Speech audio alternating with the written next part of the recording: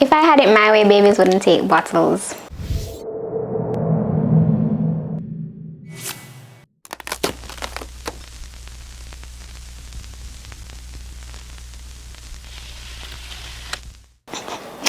A pacifier is exactly what it's called. It's meant to pacify.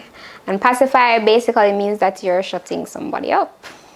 So I honestly don't like pacifiers, but they have their place. Meaning, for example, if a baby is in the NICU or a baby is not able, like a premature baby and they're not able to breastfeed right away, a pacifier can actually come in handy to get them working on their sucking reflex.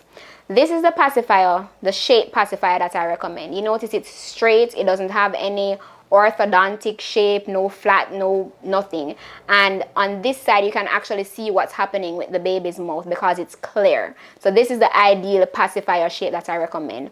Anything outside of this is going to mess with the whole formation of the baby's mouth. That said, I don't like the use of pacifiers because they can mask babies' feeding cues. So a baby might be hungry and you stick a pacifier in there and they're not getting any sort of nutrition, and a baby might be sucking when they should be feeding, and if you're exclusively breastfeeding, that can actually mess with your supply, because remember that your supply is created based on a demand. So however often a baby needs to feed, that's how often a baby should be going to the breast, and a pacifier will be masking feeding cues. That's why I don't really like them. If I had it my way, babies wouldn't take bottles. But we live in a society where we need to adjust accordingly, right? With that said, I find that a lot of moms have latching issues because they've introduced a bottle too early. Even if a bottle is introduced, say for example you need to introduce it early for whatever reason, the nipple shape is important. So I have 3 different nipple shapes here, and I'm just gonna show them to you and tell you what I like and what I don't like. This one is the most popular one, and I'm not gonna call the brand, and everybody likes it because it's called Doctor. If you know what it is by now. What happens is that this has a narrow base and it has a long teeth or a long tip. And what that does is it encourages the baby to latch onto the tip. And we don't want that to happen with the nipple because we want the baby to latch onto the areola and not the nipple. So this actually encourages a very shallow latch. Whether they are going to go down on the base or not, this is a very narrow base. This is the next one.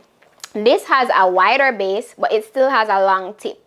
This is a little bit better because it can encourage the baby, if they're going down as far on the base as possible, to latch on, flanging out the top lip and the bottom lip to get a better latch. However, it still, kind of tempts them to latch onto the tip. But a wider base is what I recommend. However, what I don't like about this nipple is that it can sink.